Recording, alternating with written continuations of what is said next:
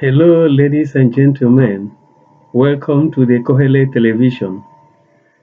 Thank you for the support towards the enthronement of morals and ethical values in our society. Our goal is to change the mindset of our people for the better. Our topic today is prayer. There is a clear-cut difference between prayer as a wish, a request, or petition, and as an invocation. You can wish someone long life. You can wish someone good health, accident-free journey, business success, successful marriage, speedy recovery, successful leadership, and you can wish people a happy month or happy new year, good health, and safe delivery. These are forms of prayers. You don't expect positive answers always because they are mere wishes. Prayer can be a supplication or petition made to God. When prayer is made as a request, there is usually expectations for the request to be granted by God.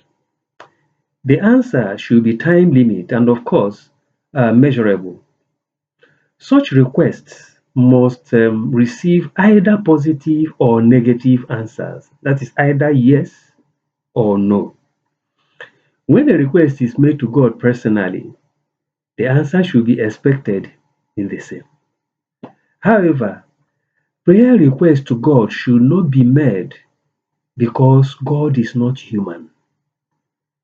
It is challenging God without conditions. And if this happens, God will look so partial, which He is not. For instance, if in a competition you request God to grant you success for your side to win, what makes you think God will not grant such request to the other side if they make such requests too?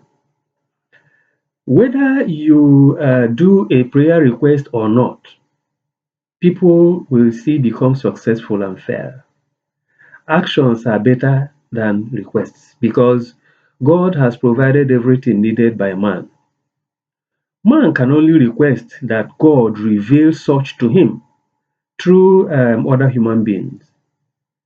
God grants favors both to those who pray and those who do not pray. Rain, sun, good things, bad things befall both those who pray and those who don't pray. In most instances, prayer requests made to God look like um, it makes God look like one who hears, considers, and answers or rejects requests. It makes God to be changeable and dynamic. But is this the nature of God? God is unchangeable. God has provided everything human beings need in life. He has also given man power to find solutions to any challenge, both physical and spiritual. The other aspect of prayer is direct communication between God and man. This communication can be private or collective. It can be silent or through spoken words. It takes forms and processes. Some engage God through singing, communion worship, encounter through reading the holy books, and various other activities. This form of prayer may follow existing standards and processes and procedures as you have in families, groups, religious groups and organizations, held on special days and hours and periods. They are all forms of prayers and are acceptable. The third aspect of prayer is invocation. This is the most important. Prayer as request and communication is different from invocation. Invocation is to draw power from God to perform certain things. God has made various power available to man. to tap from. God is omnipotent. Human being can invoke powers to heal, powers to educate, to prophesy, to lead, and to do various other things. This power is not usually granted to all, but to a few. For those granted, there is a process of doing so, which is revealed only to those people through the soul. The process of this form of prayer can be through renouncing some physical actions like sex, food, and other rituals. Some of the conditions of reaching the status of invocation, of evoking God, is purity, holiness, total abstinence from sin. God is not continually working every day as man does. He has put everything into place for man to discover and utilize. We should therefore stop requesting God to do what we can do ourselves. It is just a waste of time. God is not partial. Don't thank Him for preventing you from dying in an accident where others died. They are all children of God. Accident is totally human and circumstantial. Don't ask Him to help you to pass examinations. If you read, you will pass. Failure of examination is not failure in life. Do not ask God to keep you alive. He has already done that.